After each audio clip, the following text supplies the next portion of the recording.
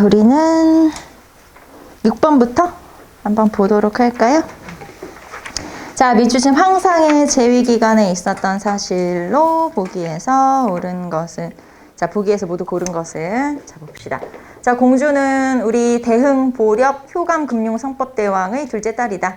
생각건대 고왕 무왕 황상은 왕도를 일으키고 무공에서 커다란 업적을 남겼다고 능히 말할 수 있으니 그 어진 것이 천지가 만물을 포용하는 것과 같았다. 황상은 조회를 파하고 크게 슬퍼하여 정침에 들어가 자지 않고 음악을 중지시켰다. 천금 같은 공주와 기별하기가 아쉬워 비석을 세워 영원히 남기고자 한다. 자, 6번에선 지금 대흥 보력 효감 금융 성법대왕이 누구냐라고 물어보는 거죠. 바로 발해의 문왕.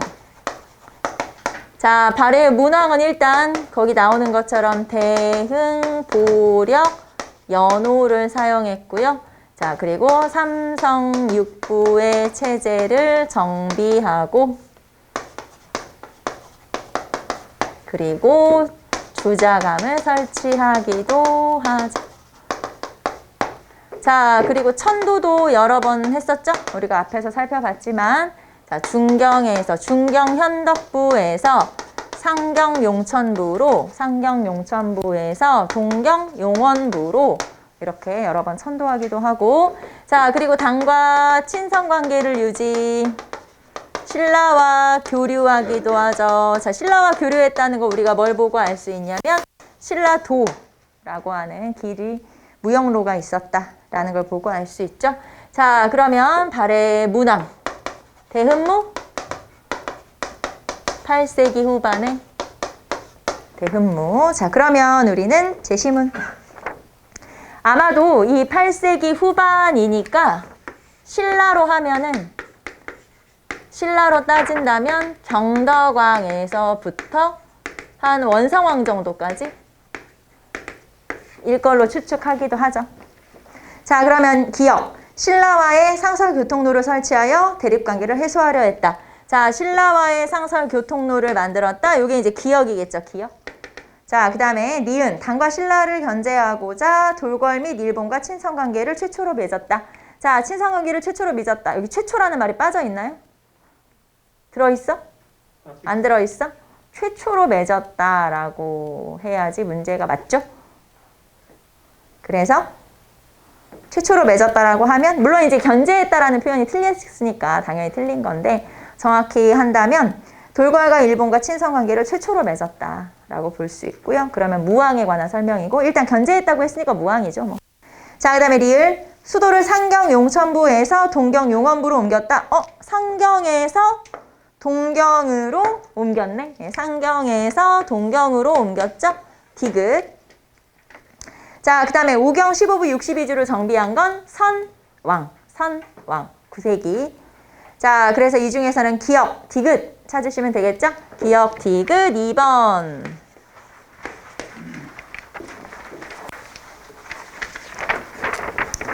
자, 7번 봅시다. 가 왕이 실시한 정책으로 옳은 것은 자, 우리 태조가 창업한 초기에 여러 신하 중에 본래 노비를 소유하고 있던 자를 제외하고는 본래 없는 자들이 혹은 종군하다가 포로를 잡아 노비로 삼기도 하고 혹은 제물로 노비를 사기로 했다. 그러니까 원래 노비가 아니었던 사람을 노비로 만들었다는 얘기예요. 그래서 문제가 많았는데 그러자 가 왕이 비로소 노비를 심사하여 그 시비를 분간케 하였습니다. 자, 노비를 심사해서 시비를 분간케 한다. 노비양건법을 얘기하는 거죠. 노비양건법. 그래서 가는 고려 광종을 얘기하는 거겠죠. 자, 그리하여 천한 노예들이 뜻을 얻어 존귀한 사람을 능욕하고 다투어 허위 사실을 날조하여 본 주인을 모함한 자가 헤아릴 수가 없습니다. 자, 그래서 노비양건법. 자, 그럼 이제 광종의 정책 중에서 노비양건법, 과거제 실시, 그리고 칭제건원 이런 게 있죠. 그리고 칭제건원이라는 건 독자적 연호를 사용했다고 했으니까 광덕, 준풍 등의 독자적 연호를 사용했고요. 자, 그 다음에 제위보를 설치한다든가 송과 교류를 한다든가 그리고 또 주현 공부법 을 실시한다든가 뭐 이런 여러 가지 등이 등등등. 자, 그러면 대심은 자, 1번 과거 제도를 실시하고 백관의 공복을 제정했다. 여기 공복 제정을 빼먹었네. 그래서 과거제 공복 제정 정답은 1번 체크하시면 되겠죠. 자, 2번 볼까요? 문신월과법을 실시했다. 문신월과법 성종.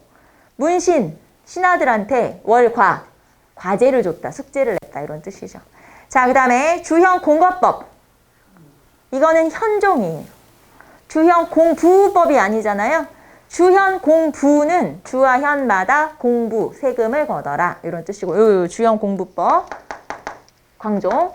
주현 공거는 향리자제의 과거 응시를 허용한 제도예요. 아까 현종. 현종 때. 알겠죠? 자, 그 다음에 4번. 승려의 면학을 위해 광학부 설치도 보 중에서는 좀 많이 나오지 않아요? 제위보가 광종, 광학보가 정종. 자, 정종. 광학부는 승려의 장학제도라고, 장학재단이라고 보시면 돼요. 그래서 보 중에서는 제위보 아니면 광학보가 그래도 좀 많이 언급이 된다. 자, 정답은 1번. 8번 볼게요. 자, 가 교육기관에 대한 설명으로 옳은 것은 주세붕이 처음 가를 세울 때 세상에서는 의심하였습니다. 주세붕은 뜻을 더욱 가다듬어 많은 비웃음을 무릅쓰고 비방을 물리쳐 지금까지 누구도 하지 못했던 장한 일을 이루었습니다. 아마도 하늘이 가를 세우는 가르침을 동방에 일으켜 우리나라가 중국과 같게 되도록 하려는 것인가 합니다. 자, 여기에서는 지금 가는 뭘 말하냐. 주세붕이 처음 세웠다고 했죠? 그러니까 서원.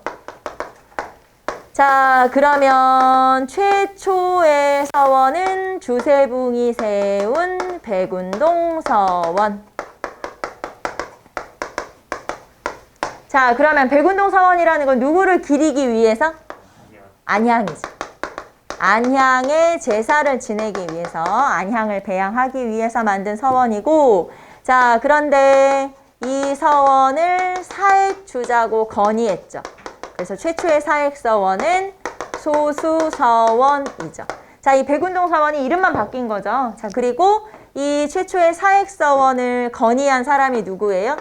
이황의 건의가 있었다. 자, 이황이 건의해서 소수서원이 된 거는 명종 때예요. 왕으로 하자면 명종 때. 그러니까 중종 때 주세붕이 세웠고, 백운동 서원을 중종 때, 그리고 요거는 명종 때 만들어졌다. 중종, 주세붕, 백운동 서원이죠. 자, 이렇게 사액을 받았다는 건 새로 이름을 지어줬다, 토지와 노비와 서적을 지원했다 라고 하는 의미가 있겠죠. 그래서 여기선 서원이고, 자, 그러면 서원은 기능만 한번 살펴볼까요? 자, 선현에 대해서 제사 지내고, 그리고 양반 자제를 교육하고, 학문 연구를 담당하고.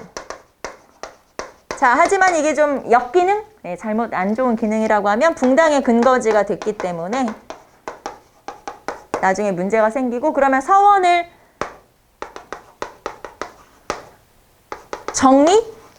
서원 정리라고 쓸게요. 정리했던 건 언제?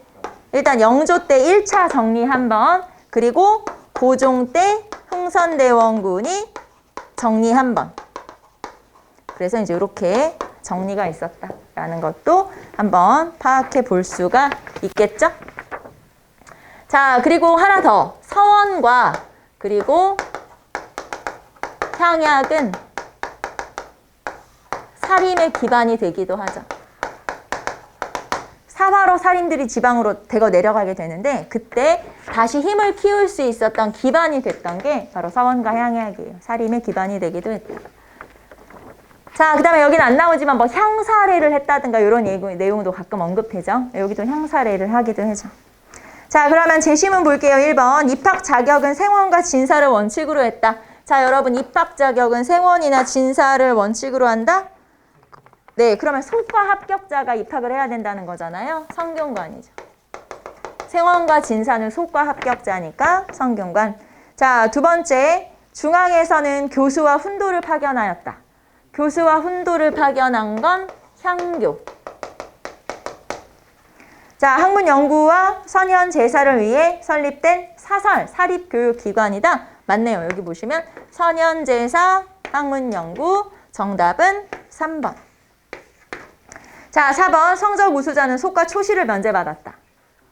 일단 향교를 다녀야 속과 초시를 볼 수 있으니까 속과 초시를 면제받는다는 건 향교. 4번도 향교. 그럼 만약에 대과 초시를 면제받았다?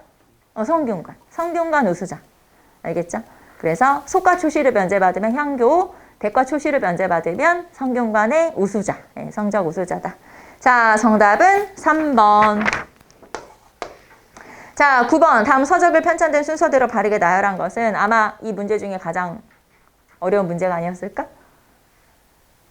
이런 거 하나씩 나오잖아요, 원래. 만점 방지용 문제로. 문화 파트와 관련된 문제가 하나씩 나오기도 하니까. 그래서 의서나 이런 농서, 이런 것들은 순서 물어보는 문제가 아주 가끔 나올 때가 있어요. 자, 그러면 일단 봅시다. 일단 금양잡록부터 한번 볼까요? 금양잡록은 성종 때 강희맹이, 성종 때 강희맹이 금양 지역에서 농사를 지어본 경험과 농민들과의 대화를 기록한 거죠. 경험을 기록한 거고. 자, 그 다음에 두 번째, 산림경제. 자, 숙종 때 홍만선이라고 하는 사람의 산림경제. 자, 여기에서는 뭐 임업이나 축산이나 뭐 이런 여러 가지 재배 방식이나 이런 것들을 소개한 책이고요. 자, 그 다음에 농사직설은 최초의 농서이면서 세종 때 정초나 뭐 변효문 등이 쓴 거죠. 자, 그 다음에 임원경제지. 임원경제지는 우리가 또 어디서 배웠냐면 백과사전적 저서에서도 나와요. 농촌 백과사전이라고 보시면 돼요. 그래서 임원경제지는 헌종 때 서유구의 임원경제지. 그리고 임원경제지에서 우리가 또 뭘 배웠냐면 서유구 할 때 둔전제라고 하는 걸 배우기도 했었죠. 그러니까 땅이 없는 농민들을 노동자로 고용해서 지주들이 이제 이 사람들을 고용해서 이게 농장을 경영을 해야 된다. 뭐 이런 게 둔전제거든요. 그래서 둔전제. 우리가 배웠던 뭐 한전제, 균전제 뭐 이런 거 있잖아요. 그런 거 중에 토지제도 중에 하나예요. 근데 이제 19세기에 주장을 했던 거고. 자, 그 다음에 미음은 농가집성, 신속의 농가집성, 효종 때. 신속의 농가집성. 자, 그럼 이제 왕을 체크했으니까 순서대로 하면 되겠죠? 제일 먼저 세종이 와야 되겠지? 디귿, 성종, 기역, 효종, 미음, 숙종, 니은, 그리고 리을. 이렇게 되겠네요. 자, 정답은 디귿, 기역, 미음, 니은, 리을 4번. 4번 체크하시면 되겠고. 자, 여기에다가 우리는 하나만 더. 여기 이제 지금 나오는 농서에다가 하나만 더 알아둘게요. 여기다 쓸까요? 해동농서. 서호수. 정조 때 편찬된 걸로 서호수의 해동농서. 서호수는 누구냐면 서유구의 아버지. 서호수, 서유구. 네, 서유구의 아버지죠. 그러니까 만약에 이게 들어간다면 어디로 들어가야 돼? 요 사이로 들어가면 되겠죠? 이렇게. 그쵸? 만약에 이제 요 순서대로에 들어간다면. 그래서 서호수의 해동농서, 서유구의 임원경제지. 그리고 이 임원경제지 같은 경우는 아까 백과사전이다. 농촌 백과사전에 해당한다. 라고 하는 것도 알아두시고. 그래서 순서대로 하면은 정답은 4번 체크하시면 되겠죠. 그러니까 여기서는 사실 뭐 어느 왕 때 쓰여졌냐 순서를 물어보는 문제를 이렇게 이제 만들어서 낸 거고, 여기선 여러분이 요거를 체크하시면 되죠. 예를 들면 서호수의 해동농서, 서유구의 임원경제지, 그 다음에 홍만선의 산림경제, 이런 식으로 저자와 저서를 연결해라 이 말이에요. 알겠죠? 그게 더 중요해요. 신속의 농가집성, 이런 식으로 저자와 저서를 연결하는. 그게 더 중요하죠. 여기서는 그냥 문제를 이렇게 만들어 본 거고. 알겠죠? 그래서 그런 것들을 체크해 놓으시면 된다. 자, 그 다음에 10번 볼까요? 자, 다음 각서를 체결한 정부 시기에 사실로 옳지 않은 것은 볼까요? 자, 한국에 있는 한국군의 현대화 계획을 위해 앞으로 수년 동안에 걸쳐 상당량의 장비를 제공한다. 한국에 대해 약속했던 1억 5천만 달러 규모의 차관에 덧붙여 미국 정부는 적절한 사업이 개발됨에 따라 1억 5천만 달러 제공 약속에 적용되는 것과 같은 정신과 고려 밑에 한국의 경제 발전을 돕기 위한 추가 AID 차관을 제공한다. 자, 일단 10번에 이거는 지금 베트남 파병과 관련이 있는 거죠. 베트남 파병은 1965년부터 1973년에 있었고 이 베트남 파병을 해주면 미국이 이런 걸 해줄게 라고 약속한 거예요. 그래서 베트남 파병과 관련이 있는 브라운 각서죠. 브라운 각서 1966년에. 자, 그리고 이 브라운 각서의 내용이 우리 금방 거기 나왔던 한국군의 현대화와 차관 제공이에요. 한국군의 현대화와 차관 제공. 이게 이제 AID 차관이라고 해서 AID 차관이 뭐냐면은 이 당시로 하면은 개발도상국에다가 지원하는 돈이 AID 차관이어서 그거 너네도 줄게 이런 뜻이에요. 그래서 이게 이제 문장이 조금 약간 어색한데 왜냐면 이거를 영어를 해석해놔서 문장이 좀 이렇게 막 정신과 고려와 뭐 어쩌고저쩌고 막 나오잖아요. 근데 이게 원문이에요. 되게 좀 나도 읽다가 이거 뭐지? 약간 문장이 좀 어색한데? 라고 했는데 이게 원문이더라고요. 그래서 희한한데 약간 어색하다 문장이 이렇게 생각을 했는데 자, 어쨌든 이게 브라운 각서고 자, 이제 여기서 중요한 건 베트남 파병, 브라운 각서, 그러면 박정희 정부. 그렇죠. 그래서 박정희 정부. 자, 박정희 정부는 그러면 여기서는 3공화국을 얘기하는 거겠죠? 3공화국. 박정희 정부는 두 개잖아요. 3공, 유신. 3공화국, 4공화국, 유신 이렇게 두 개죠. 그러면 3공화국은 언제부터 언제야? 일단 5.16 군사정변이 61년. 그리고 2년 동안 군정을 했으니까 빼고 1963년부터. 유신 전까지니까 72년까지. 이렇게 보시면 돼요. 61년부터 3년까지는 군정. 네, 군정. 그리고 63년부터. 그러니까 이제 3공화국이 출범한 건 63년부터. 이렇게 보시면 되죠. 자, 그러면 이 박정희 정부 때 무슨 일이 있었냐? 일단 중요한 일은 한일협정, 그 다음에 베트남 파병, 그리고 삼선개헌. 이게 가장 중요하다. 그래서 한일협정은 65년이고 베트남 파병은 73년까지, 삼선개헌은 69년. 이런 일들이 있었고 자, 이거와 관련된 일들을 한번 제가 적어볼게요. 한일협정에 대한 반대 투쟁이 있었어요. 그래서 한일협정 나올 때 가끔 언급되는데 요거를 반대한 투쟁이 6.3 시위. 6.3 시위가 1964년에 있었고 그 다음에 베트남 파병에 대해서 아까 미국이 지원해주겠다고 약속한 게 브라운 각서가 있었죠. 요게 1966년이고 그 다음에 삼성개헌과 관련해서는 이 삼성개헌이 통과된 이후에 7대 대통령 선거가 있었어요. 7대 대선.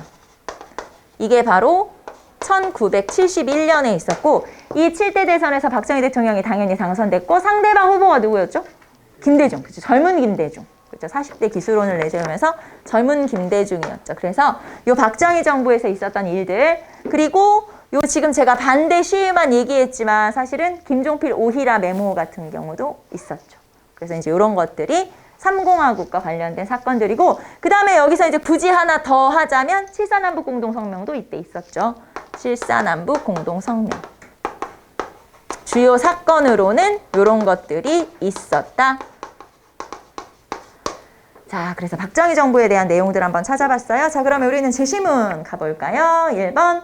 자, 일본과 국교 정상화를 추진했다. 일본과 국교 정상화라는 게 한일협정을 말하는 거죠. 1번 맞고, 그 다음에 2번. 3.1 민주구국 선언이 발표되었다. 여러분, 3.1 민주구국 선언은 여기다 쓸게요. 6년에 있었던 유신반대 투쟁 중에 하나예요. 아이고, 글씨가 엉망이네. 유신반대 투쟁.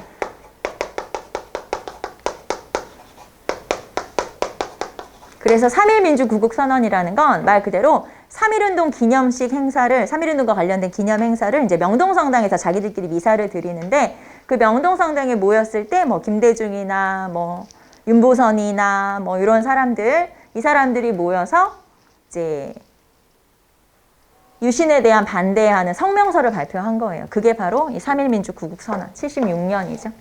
자, 그러면 뭐 정답은 2번이 되겠고, 자, 3번 주민등록증 발급이 시작되었다? 68년이에요. 써두세요. 거기다가 1968년. 왜 여러분 1.21 사태 기억나요? 1.21 사태라고 해서 왜 무장공비 31명이 쳐들어와가지고 결국에는 청와대 뒷산까지 갔었잖아요. 그래서 청와대 뒷산을 개방을 안 했었어요. 지금은 개방이 됐어요. 등산로가 다 개방이 됐지만 한동안은 그 청와대 뒷산이 개방이 안 됐던 이유는 이런 사건이 또 일어나면 안 되니까 그랬었는데 뭐 지금은 이제 뭐 무장공비 31명이 올 수가 있겠어? 당연히 올 수가 없을 뿐더러 요즘은 구글 지도로 다 이렇게 해서 다 볼 수 있다, 북한을. 그러니까 뭐 별로 그런 게 아니죠. 그리고 북한도 마찬가지고 당연히. 자, 어쨌든 그런 식으로 이 1.21 사태가 있었던 게 68년이고, 그래서 68년에 이 사건이 있은 후에 이 주민등록증도 더 뭐 발급이 더 체계화된 거죠. 그래서 68년이라고 기억하시면 돼요. 자, 그 다음에 삼선 개헌안이 통과되었다. 이게 이제 69년. 정답은 2번. 체크하시면 되죠. 주민등록증 같은 이런 게 전 세계 어느 나라나 다 있을 것 같지만 없어요. 우리나라가 거의 유일하다. 이렇게 전체 국민들에 대한 뭔가요? 기초 자료를 가지고 있는 그런 나라가 거의 없어요. 그래서 우리나라 같은 경우는 지문 조회해보면 사실 대부분 성인들은 다 나오잖아요. 그런데 외국은 이런 체계가 잡혀있지 않기 때문에 이제 범인을 검거한다거나 하는 게 약간은 그 비율이 좀 떨어지게 된 거죠. 그러니까 뭐 이게 뭐 일장일단이 있겠죠? 범죄자를 빨리 찾을 수 있다는 것도 있지만 또 이제 국민들에 대한 통제라고 표현하면 좀 그렇지만 그런 게 될 수 있다. 근데 사실 우리가 주민등록증 발급받고 지문 등록하면서 통제라고 생각해 본 적은 별로 없지 않나요? 저도 그냥 당연히 하는 거구나 라고 생각했지 그런 생각 별로 안 해봤는데 이제 그거를 또 다른 차원에서 보면은 그렇게 주장하는 사람들도 있긴 있더라고요. 그래서 뭐 어쨌든 자, 정답은 2번 체크하시면 되겠고, 자, 11번 봅시다. 밑주신 왕에 대한 설명으로 옳은 것은 왕이 자율전칙을 중에 반포하고 유능을 내리기를 흉년이 들어 굶주리는 해 우리 인생들 중에 부왕이 들어 전련하게 되는 사람들이 어느 누가 왕정이 구제해 주어야 할 사람이 아니겠는가마는 그 중에서도 가장 말을 할 데가 없고 가장 가긍한 사람은 어린아이들이다. 여기서 이제 전련하다는 게 무슨 말이냐면 정말 가난하고 힘들다라는 뜻이고 가긍하다는 건 가련하다, 불쌍하다라는 뜻이니까 쉽게 말하면 지금 흉년이 들어가지고 먹을 게 없는데 그 중에서도 나라가 구제해줘야 되는 가장 좀 중요한 대상이 어린아이다라는 뜻으로 어린아이에 대한 구제를 나타낸 책이 자율전칙이라는 책이에요. 그러면은 자율전칙은 어느 왕 때냐? 정조. 그래서 만약에 여러분이 자율전칙을 처음 봤다. 그러면 여기서부터 알아두면 돼요. 아, 정조 때 편찬된 책들 중에 하나구나. 이렇게 알아두시면 되죠. 이 자율전칙이라는 게 사실 시험에 나오기 시작한 건 얼마 안 됐거든요. 그런데 가끔 모의고사나 제시문 같은 데 언급이 돼요. 시험에. 그래서 알아두세요. 이번에 나왔으니까. 자율전칙은 정조 때 편찬된 책이고 어린아이들을 좀 구제해줘야 된다. 불쌍하니까. 이런 뜻이에요. 어린아이에 대한 빈민구제 같은 이런 책이죠. 자, 그러면 정조를 찾으라는 얘기고 1번 봅시다. 자, 금이형을 설치하여 오군형 체제를 완성하였다? 숙종. 그쵸. 금이형 체제 완성, 숙종. 자, 제가 그냥 순서대로 써볼게요. 만들어진 순서대로 훈련도감 선조, 그 다음에 어영청, 총융청, 수어청. 이게 만들어진 순서예요. 같은 인조 때지만 뭐 한 1, 2년씩 차이가 나거든요. 그리고 금이영, 숙종. 그래서 오군형 순서대로 하면 이렇게 되고 그 다음에 나머지 인조 때 만들어졌다. 자, 그러면 1번은 숙종, 2번 수성유능을 반포해서 도성의 방위체제를 마련했다. 여러분 이거는 뭐 너무 잘 알고 있죠? 영조, 수성유능 영조. 자, 그 다음에 능력 있는 당하관을 재교육하는 초계문신제를 실시했다. 정조. 정답은 3번이겠죠? 자, 4번 시파와 남인을 탄압하기 위해 천주가 박해를 일으켰다. 그러면 시파와 남인을 탄압하니까 노론 벽파가 일으킨 거겠지? 그러면 신유박해겠지? 그래서 순조.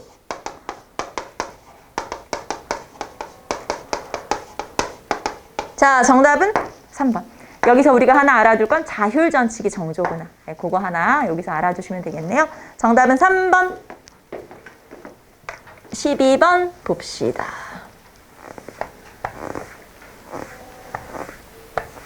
자, 가 시기에 있었던 사실로 옳은 것은 자, 여기는 연표이고 지금 동아농민운동을 나타내는 거죠. 자, 봅시다. 이렇게 됐네. 나. 자, 보시면 고부봉기. 자, 고부봉기라고 했으니까 1894년 1월. 그 다음에 전주화약 1894년 5월. 그리고 우금치 전투 1894년 11월. 이렇게 보시면 되겠네요. 고부밀란, 전주화약, 우금치 전투. 이렇게 찾으시면 되고, 자, 그러면 우리는 제시문으로 바로 가볼까요? 1번 전봉준의 남접과 손병희의 북접이 논산에서 집결하였다. 자, 1번에 논산 집결이죠. 자, 언제냐면 1894년 10월. 자, 1894년 10월이니까 여기서는 나 시기로 봐야 되겠고, 두 번째, 안핵사 이용태가 농민을 동학교도로 몰아 탄압하였다. 안핵사 이용태는 고부밀란 끝에 왔죠. 그리고 1차 봉기의 계기가 됐으니까 자, 여기서는 1894년 3월. 그러므로 가 시기가 되겠죠. 정답은 2번 찾으시면 되겠네요. 자, 그 다음에 3번. 삼리에서 교조신원을 요구한 집회가 열렸다. 자, 교조신원운동? 교조신원운동이고 삼리 집회가 되겠죠? 자, 그러면 교조신원운동은 언제 있었냐? 1892년. 1892년 10월에 있었고, 그러면 가 이전. 자, 그 다음에 4번. 농민군이 황토현에서 감영군을 격파하였다. 자, 농민군이 황토현에서 감영군을 격파하였다. 황토현 전투를 말하는 거죠. 1894년 4월 7일이니까 어디로 가야 돼? 가로 가야겠죠. 그래서 정답은 2번. 동아농민운동 과정 중요하죠. 과정 다시 한번 확인해 보시고. 자, 우리는 13번 보도록 할까요? 자, 조선의 중앙정치 조직에 대한 설명으로 옳은 것은 자, 1번 왕에게 간쟁과 농박을 하며 정사를 비판하였다. 사간원. 1번에 사간원 맞아요. 간쟁과 농박, 비판 이런 것들 한 게 사간원 맞죠? 자, 그러면 2번부터 나머지 틀린 거 체크하면 되겠네요. 2번. 자, 대역, 모반 등 왕실에 관계되는 중대 범죄를 처리했다. 자, 여기서 설명하는 건 의금부. 그러면 한성부는 서울의 행정과 치안을 담당하며 그리고 서울의 토지와 가옥의 소송을 담당하기도 한다. 자, 치안과 행정을 담당하면서 토지와 가옥에 대한 소송까지도 담당을 했었죠. 한성부. 자, 그 다음에 3번 볼까요? 승문원. 자, 임금의 말이나 명령을 대신해서 교지를 작성하였다. 임금의 교지를 작성한 건 예문관이에요. 틀렸죠, 그러면? 자, 그러면 승문원은 뭐하냐? 승문원은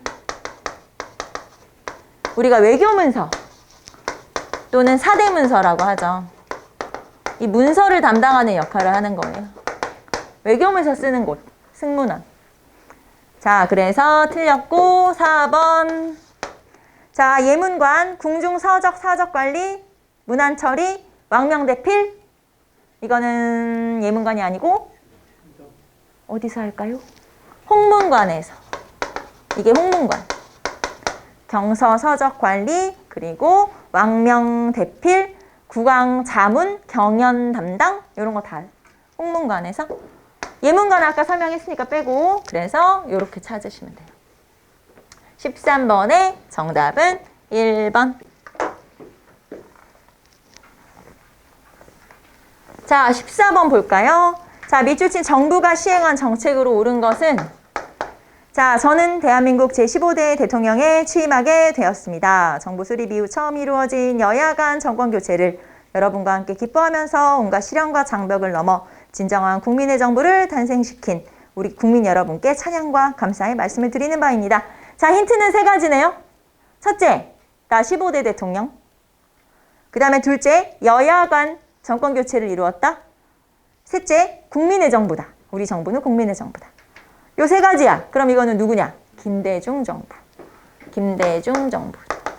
이 김대중 정부의 특징이 최초 여야 간 정권 교체를 이루었다.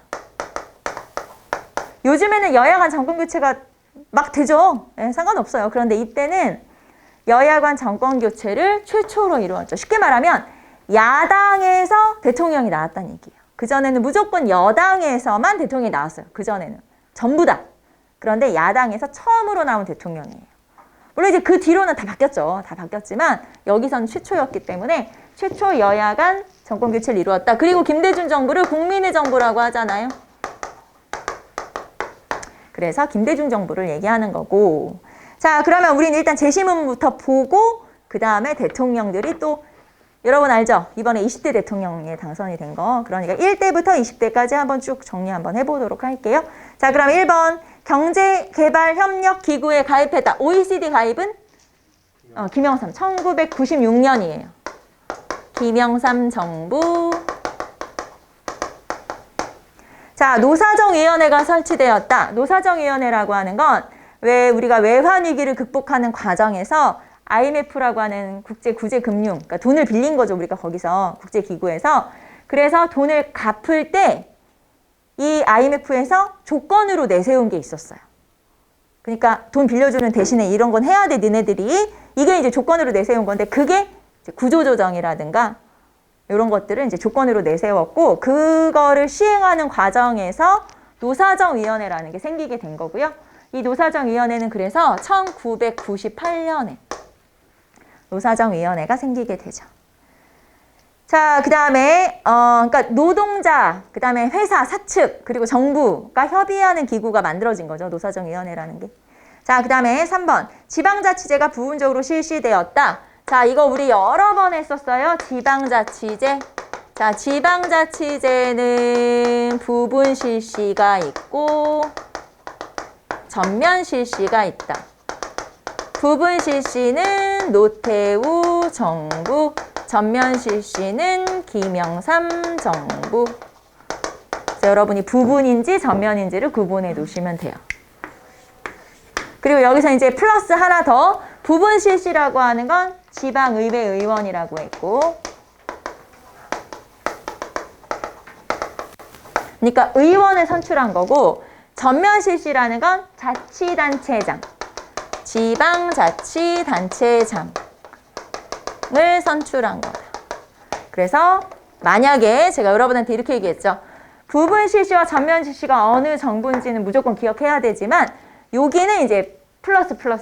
만약에 여러분이 뭔 말인지 모르겠다 그러면 안 해도 되고, 하지만 이제 조금 더 나아가면 이렇게까지 정리할 수가 있다. 왜냐면 가끔 이것도 물어볼 때가 있어요. 그래서 알겠죠? 일단 이거는 기억해야 돼. 부분은 노태우, 전면은 김영삼. 알겠지? 요거는 기억해야 되고.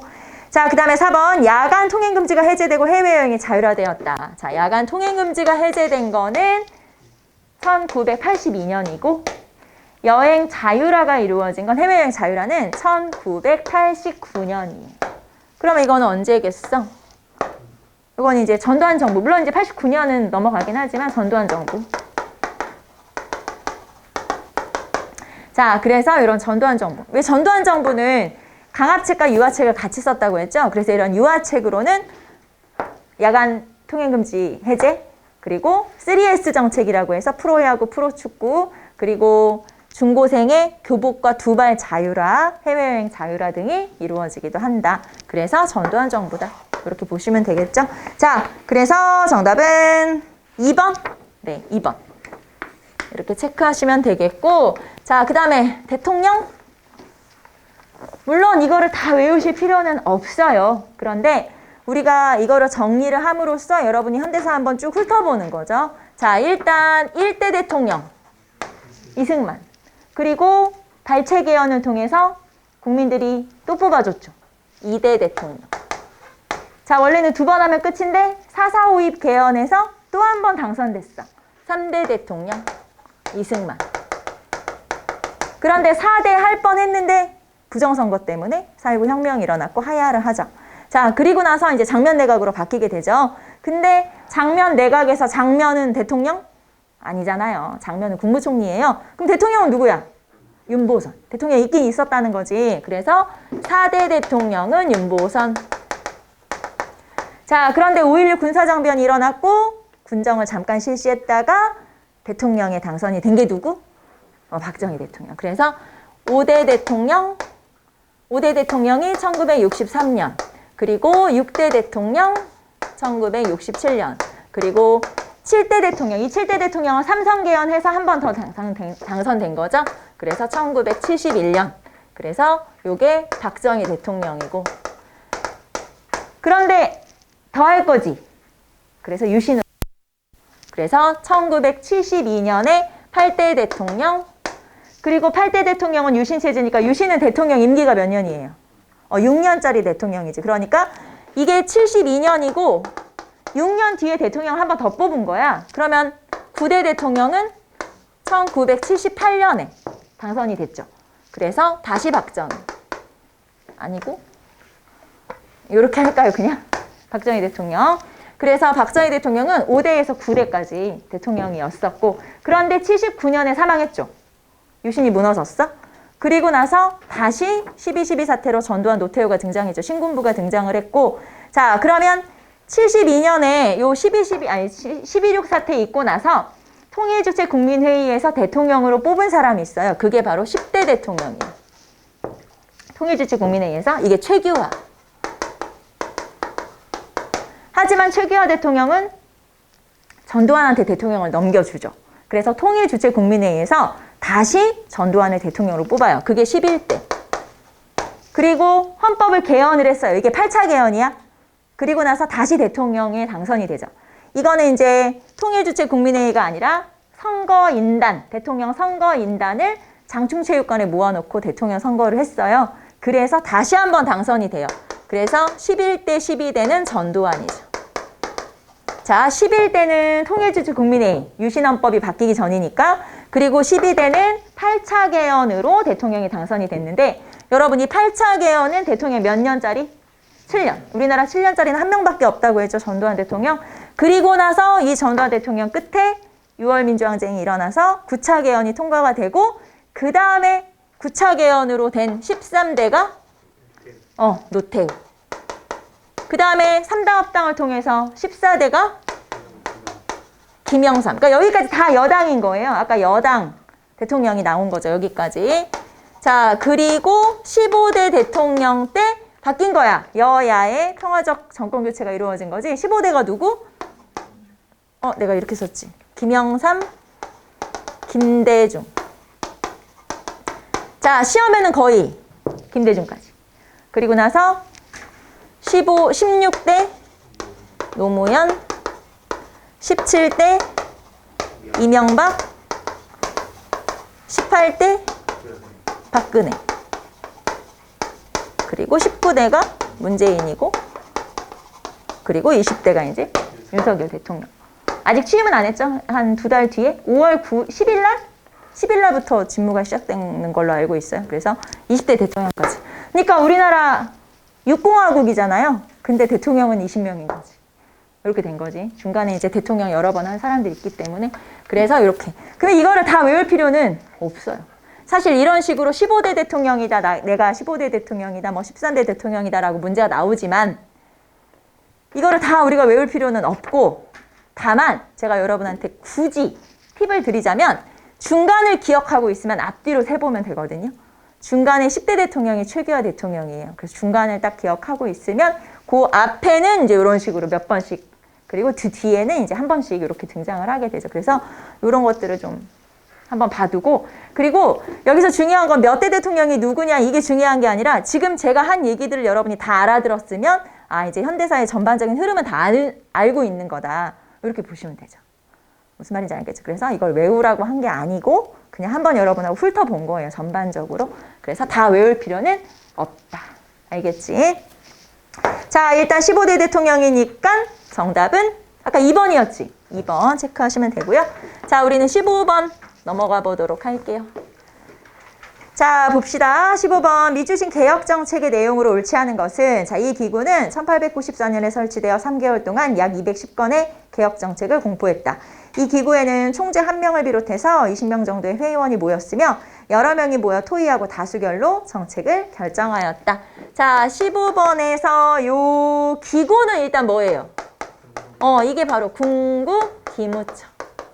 자, 궁극기무처는 1893년 6월 25일에 만들어졌고 이 궁극기무처가 1차 가보개혁을 주도하게 되고요. 자, 그러면 이 궁극기무처에서 총재, 아까 총재가 1명이라고 했죠? 총재가 누구? 김홍집. 그래서 만약에 여기 총재가 누구냐라고 물어보면 김홍집이고 이 기구가 뭐냐라고 물어보면 궁극기무처고 이 기구가 했던 개혁이 뭐냐고 물어본 거죠, 지금. 그러면 1차 가보개혁이고 이렇게 찾으시면 되겠죠. 자, 여기서는 1차 가보개혁을 골라라 라는 문제죠. 자, 그럼 1번 과거제를 폐지했다. 네, 요게 1차 가보개혁. 2번 경무청을 설치했다. 경무청을 설치해서 경찰제도를 확립했다. 근대적 경찰제도 확립. 그래서 2번도 1차. 자, 3번 공사노비제도를 폐지했다. 네, 뭐 당연히 공사노비제 폐지 1차. 자, 4번 훈련대와 시위대를 창설했다. 이런 군제 개편은 2차 가보개혁 때 있었어요. 그래서 알아두시고. 자, 정답은 4번이고 그러면 우리는 여기 나오지 않은 1차 때 나머지 개혁들 간단하게 한번 살펴볼게요. 자, 6조를 8아문으로 개편했고 그 다음에 연좌제나 고문을 폐지했고 연좌제나 고문을 폐지했죠. 자, 그 다음에 조혼을 금지했고 과부 재가를 허용하게 돼요. 그리고 조세의 급납화가 이루어졌고 물론 조선 후기에는 조세의 급납화가 이루어졌다고 우리가 배웠어요. 하지만 여기 법제화됐다는 뜻이에요. 법으로 딱 정했어. 이런 뜻이고 자, 그 다음에 탁지 아문으로 재정이 일원화되었다. 그리고 도량형 통일 그 다음에 신식 화폐 발행 장정이 발표되면서 은본위 화폐제가 확립되죠. 은본위 화폐제. 자, 지금 제가 쓴 것들 전부 다 1차 가보개혁이에요. 그래서 우리가 지금 여기에 가장 일반적으로 뭐 과거제 폐지나 신분제 폐지가 나왔지만 이런 거 나오면 좀 헷갈릴 수 있잖아요. 연좌제 고문 폐지 또는 뭐 조혼 금지 이런 거 나오면 다 1차 가보개혁이다. 물론 여기서 조혼 금지 같은 경우는 패정개혁안에 나오기도 해요. 과부제가 허용이나 이런 것들 나오기도 하지만 받아들인 거니까 이런 식으로 알아두시면 되겠죠. 자, 정답은 4번. 우리는 16번 봅시다. 자, 16번 다음 시무책을 제시한 인물에 대한 설명으로 옳은 것은 자, 엎드려 보건대 적신 이음이는 성품이 사납고 잔인하여 윗사람을 업신 여기고 아랫사람을 능멸하여 신등이 폐하의 위령을 힘입어 단번에 쓸어버렸습니다. 이에 3과 10까지 이를 조목으로써 아래나이다. 자, 여기서는 지금 두 가지 힌트가 있네요. 첫 번째는 이의민을 제거하고 정권을 차지했고 두 번째 봉사 10조를 왕에게 바쳤죠. 자, 그러면 봉사 10조를 왕에게 바쳤는데 어느 왕한테 바친 거지? 명종에게. 고려 명종에게 바친 거죠. 하지만 명종과의 사이가 나빠졌어요. 그래서 명종, 신종, 희종, 강종을 옹립, 그리고 마지막에 고종까지. 그러니까 마지막에 이 고종이 즉위하면서 고종은 무신집권기 끝까지 가요. 그래서 명종, 신종, 희종, 강종 등을 이제 교체했다고 해야 되나요? 왕을. 자, 이렇게 교체했었고, 그 다음에 나머지 볼게요. 교정도감을 설치하고, 국정을 총괄했고, 그리고 도방을 부활시켰고, 그 다음에 진강후로 책봉, 진강후라는 벼슬을 받았다는 얘기죠. 그리고 흥령부를 설치했었고, 그리고 진주 지역을 뭐 시급으로 받았다. 뭐 이런 얘기도 있죠. 그래서 이런 것들 전부 다 누구냐? 최충원에 관한 설명이죠. 자, 그러면 최충원 골라라. 1번 흥령부를 설치했다. 자, 여기 있죠? 흥령부 설치. 정답은 1번 체크하시면 되겠고. 자, 2번 진양후라는 벼슬을 받았다. 자, 진양후로 책봉되고 그러면서 진양부를 설치한 건 최우겠죠? 자, 3번 신품사연으로 불렸다. 여러분 신품사연이라는 건 글씨를 엄청 잘 쓰는 명필 4명. 그래서 김생, 최우, 탄연, 유신, 여기서는 최우. 외울 필요 없겠죠? 그냥 최우가 들어간다. 이 정도만 알아두세요. 뭐 이거를 다 외우려고? 자, 그래서 신품사연으로 불렸다. 자, 4번에 야별초를 설치했다. 야별초가 나중에 결국엔 삼별초가 되는 거죠. 그래서 삼별초를 설치했다. 이렇게 보시면 되고 역시 최우. 그래서 2번, 3번, 4번 나머지 다 최우. 1번만 최충원. 최충원과 최우 구분하는 건 뭐 더 말 안 해도 여러분이 잘 알고 있을 것으로 중요하니까 정답은 1번. 17번 볼까요? 자, 다음 사건 이후에 전개된 대한민국 임시정부의 활동으로 옳은 것은 자, 오후 2, 3시경에 다음과 같은 신문 호해가 터져나왔다. 훈커우 공원 일본인의 경축대 위에서 다량의 폭탄이 폭발하여 민단장 가와바다는 즉사하고 시라카와 대장, 그다음에 시게미츠 대사, 우에다 준장, 노무라 준장 등 문무대관이 모두 중상 우는 일본인 신문에서는 중국인의 소행이라고 했으나 다음날 신문에서는 한결같이 윤봉길의 이름 석자가 큰 활자로 게재가 됐죠. 그래서 이 사람은 누구냐? 윤봉길의 의거를 말하는 거죠. 자, 윤봉길의 의거는 1932년 4월이에요. 그래서 윤봉길 의거 이후에 있었던 일이 뭐냐?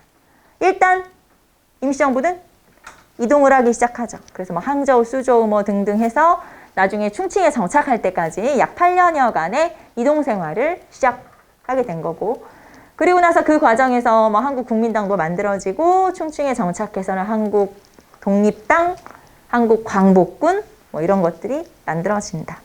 자, 그러면 제시문 한번 쭉 봅시다. 1번 국무령 중심의 내각 책임제를 국무위원 중심의 집단지도 체제로 개편했다. 자, 2차 개헌이 1925년이죠. 국무령 중심의 내각 책임제.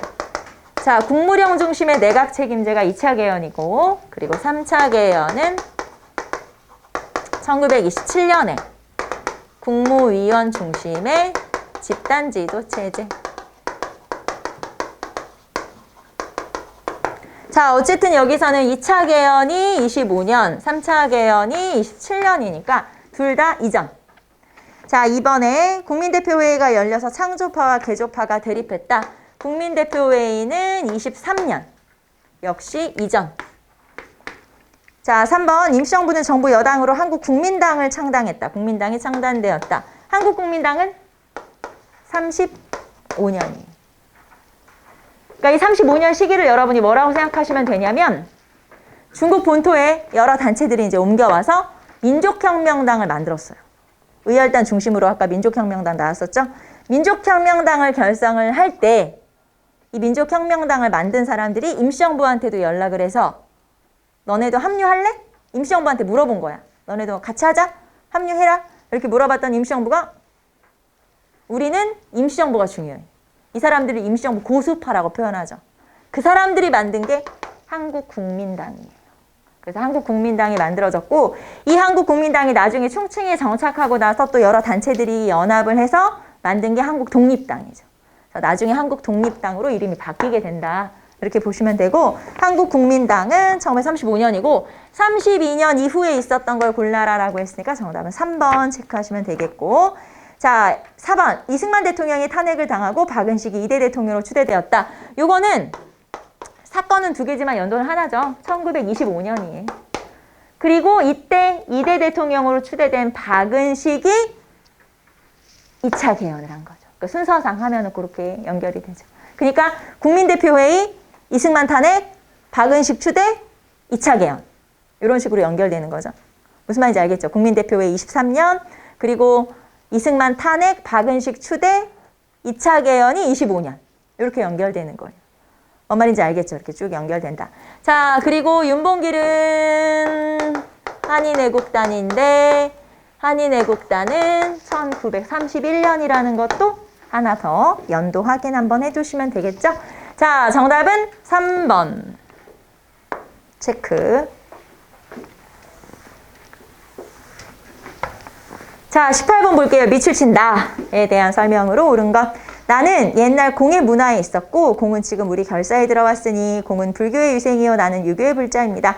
유교와 불교는 다름이 없다고 보아야 하지 않겠습니까? 자, 유교와 불교는 다름이 없으니까 같다. 그치? 일치한다. 이런 뜻이죠. 그래서 유불일치설을 제시한 해심. 자, 진각국사 해심을 말하는 거고요. 자, 그러면 유불일치설. 자, 유불일치설과 심성의 도야를 강조하면서 성리학 수용의 기반을 마련했죠.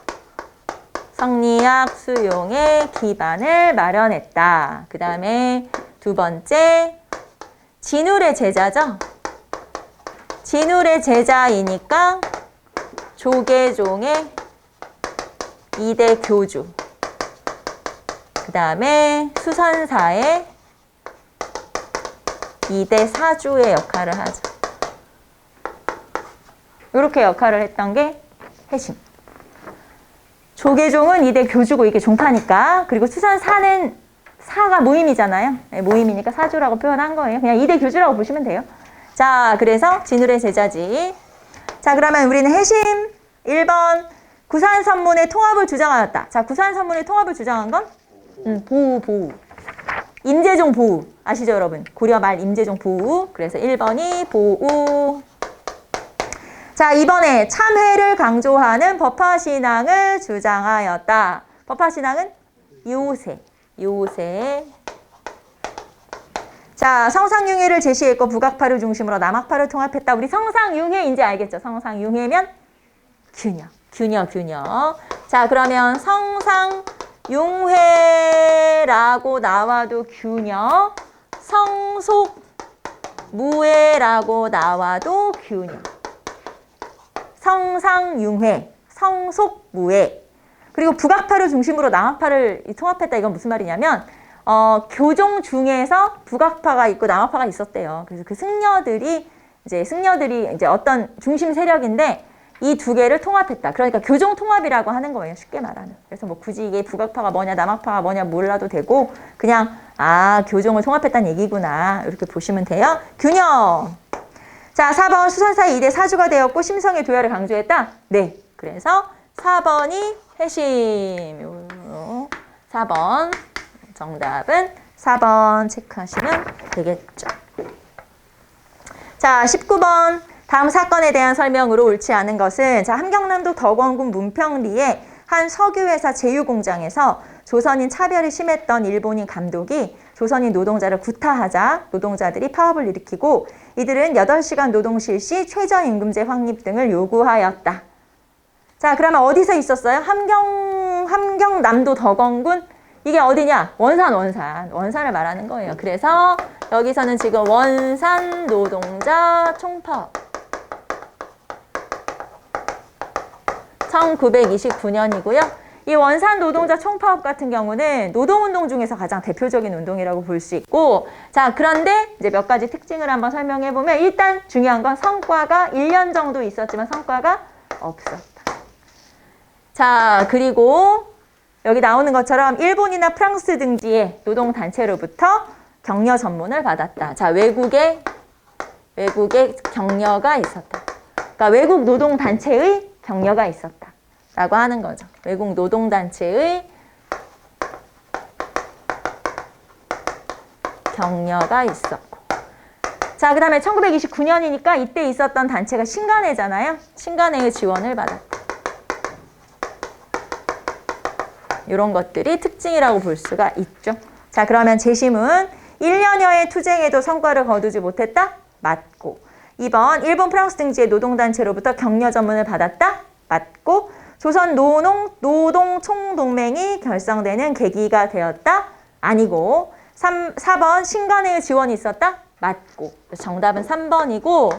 자, 3번에서 우리는 이거 한번 체크해 봅시다. 노동단체. 이것만 한번 체크해 보면 되겠죠? 조선 노동공제회라는 단체가 있었고요. 이게 조선 노농총동맹이 있었어요. 1924년에. 그리고 이 노농총동맹은 다시 조선 농민 먼저 씁시다. 농민총동맹 1927년에 그리고 조선 노동총동맹 1927년에. 자, 보시면 여기서 이거 기억하시면 돼요. 보통은 이 노농총동맹이 농민총동맹과 노동총동맹으로 나눠지는 거죠. 노농이 노동과 농민으로 나눠진 거다. 그리고 연도 24년이 27년으로 나눠진 거죠. 그러면 여기 제시문에서 노동총동맹이 결성되는 계기가 된 건 27년을 말하는 건데 원산 노동자 총파업은 29년이니까 틀린 설명이죠. 정답은 3번. 자, 우리는 20번 볼게요. 자, 20번에 다음과 관련된 조약은 무엇인가? 조약은 우리 간단하죠. 자, 봅시다. 제4관. 이후 부산항구에서 일본국 인민이 통행할 수 있는 도로의 이정은 부두에서부터 계산하여 동서남북 각 조선의 입법상 직경 심리로 한다. 자, 말하자면 이거를 뭐라고 하냐. 일본 사람들이 왔다 갔다 할 수 있고 거주할 수 있는 거리를 말하는 거예요. 이거를 간행이정. 간행이정은 심리. 자, 두 번째, 일본국 인민은 조선국 현행 여러 화폐로 조선국 인민이 소유한 물품과 교환할 수 있으며 조선국 인민은 그 교환한 일본국의 여러 화폐로 일본국에서 생산한 여러 가지 상품을 살 수 있다. 쉽게 말하면 뭘 쓸 수 있다? 일본 화폐를 쓸 수 있다. 어디서? 개항장에서. 자, 그러면은 개항장에서 일본 화폐를 통용할 수 있다, 사용할 수 있다. 일본 화폐를 사용할 수 있다는 건 일본의 침략적 발판을 마련했다. 일본이 침략적 발판을 마련했다라고 볼 수 있어요. 자, 그래서 간행이정 심리, 일본 화폐 통용, 그리고 일본 외교관의 여행을 허용한다. 그러니까 일본 외교관이 우리나라 막 돌아다닐 수 있는 거예요. 근데 실제로 여행을 다녔겠어? 아니고 이제 시설을 염탐이라고 표현하기 좀 그렇지만 이제 그렇게 살펴봤었던 거겠죠. 여행을 허용한다. 자, 그러면 이런 것들이 규정된 조약이 뭐냐? 이거는 조일, 수호, 조규, 부록. 조일, 수호, 조규, 부록은 조일, 수호, 조규가 강화도 조약이니까 강화도 조약의 부록으로 체결된 1876년에 체결된 조약이에요. 조일, 수호, 조규, 부록. 자, 그러면 여기서는 조일, 수호, 조규, 부록이니까 2번 체크하시면 되겠고, 자, 우리는 나머지 조약들의 시기만 한번 체크해보고 넘어갈게요.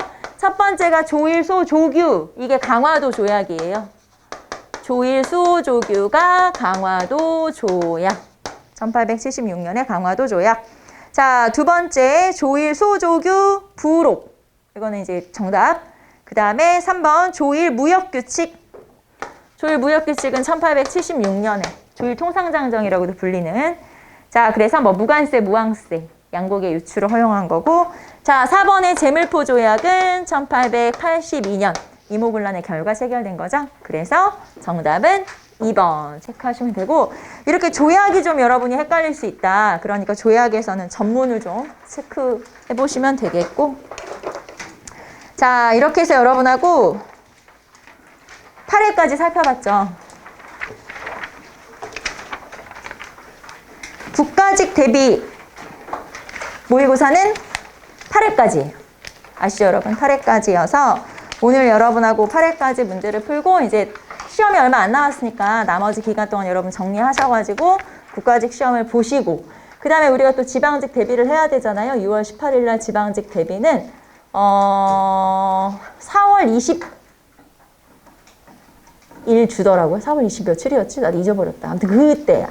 그래서 이제 나머지 기간 동안에 여러분이 좀 정리를 하시고, 그 다음에 4월 25일인가 뭐 26일인가 되더라고요. 목요일이. 그래서 그때부터 6월 18일까지 또 지방직 대비 모의고사가 진행이 돼요. 그래서 그때 여러분하고 다시 만나면 되겠죠. 그러니까 꼭 뭐 문제를 풀거나 모의고사를 보지 않더라도 여러분 그동안 못했던 뭐 암기라든가 이런 것들 좀 정리를 하셔가지고 다음에 모의고사 볼 때까지 보도록 하고. 시험은 다 보죠, 여기. 안 보는 친구도 있고 보는 친구도 있고. 어쨌든 시험은 잘 보세요. 일단 시험을 잘 봐야 기분 좋지 않겠어? 시험 잘 보시고 우리는 4월 달에 보도록 합시다. 자, 여기까지 하도록 할게요. 여러분 수고하셨습니다. 감사합니다. 아, 그리고 참 혹시 공부를 하다가 모르는 게 있을 수도 있잖아요. 그럼 질문을 하고 싶을 수도 있잖아. 그래서 카톡 아이디를 알려드릴 테니까 질문할 거 있으면 거기다 질문을 하시고, 질문을 할 건데 질문을 알지? 장황하게 설명해봤자 우리 서로 못 알아들어. 만약에 문제가 뭔지 모르겠다, 문제를 풀고 싶다, 그러면 사진을 찍어서 보내면 되겠죠? 그리고 여러분이 찍어서 보내면 문제를 저한테 질문을 하면 바로 답장이 안 올 수도 있어요. 제가 수업을 하고 있거나 할 수도 있기 때문에. 그래서 일단 질문을 하게 되면 답은 보낸다. 하지만 바로 보내지 않을 수도 있다. 무슨 말인지 알겠죠? 그리고 언제든지 카톡으로 질문을 하는 건 상관없지만 뭐 12시나 1시나 2시나 이렇게 보내도 일단 답은 안 오겠지? 난 자고 있을 테니까. 알겠지? 그러니까 그런 건 여러분이 양해를 해야 돼요. 하지만 답은 간다. 언제든 가긴 가. 주말에도 마찬가지야. 내가 자고 있을 수도 있으니까. 그래서 그런 것들은 여러분이 양해를 해야 된다 이 말이에요.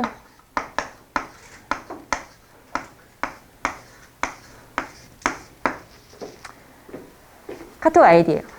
데자부라고 하는. 천사는 누가 쓰더라고. 그래서 어쩔 수 없이 붙인 거야. 난 좀 그런 쪽의 스타일은 아닌데 어쩔 수 없이 제일 쉬운 걸 붙이다 보니까 저렇게 된 거야. 그러니까 혹시 질문할 거 있으면 뭐 언제든지 질문하세요. 시험 보기 전까지도 좋고 시험 끝나고 나서 뭐 이제 여러분이 따로 공부할 때 질문은 어떤 것도 상관없어요. 하지만 네이버에 1초 후면 찾아볼 수 있는 거는 그래 답은 하겠지만 그래 아무튼 그럴 수 있겠지. 아무튼 여러분 못 보는 기간에도 열심히 공부하세요. 그리고 시험도 잘 보시고 우리는 4월에 봅시다. 수고하셨습니다. 감사합니다.